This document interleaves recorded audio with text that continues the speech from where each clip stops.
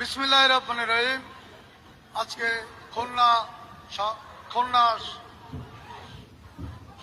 সংসদ নির্বাচনের জনসভার সভাপতি ও আমার প্রধান অতিথি, আসসালামু আলাইকুম। আজকে মূলত জনসভার খুলনা, সাতক্ষীরা, বাগেরহাট তিন জেলার আমার ভাই ও বোনেরা, আসসালামু আলাইকুম। আমরা সাতক্ষীরা 4টে আসন ধানের সাথে ইনশাল্লাহ বিজয় করবো। এখানে মূলত জমাতের ঘাঁটি ছিল, ইনশাল্লাহ আমরা পরিবর্তন করে ফেলেছি। ইনশাল্লাহ আমরা জমাতের জন্য এই বাংলাদেশের কোনো অস্তিত্ব না থাকে, আমরা সারা বাংলাদেশ যেন ধানের শীষ বিজয় হয়, আমরা সকলে একতাবদ্ধ হয়ে আমরা বাংলাদেশকে নতুন করে আবার করব, এই আশা বক্তব্য রেখে আমি আমার বক্তব্য শেষ করছি। আসসালামু আলাইকুম।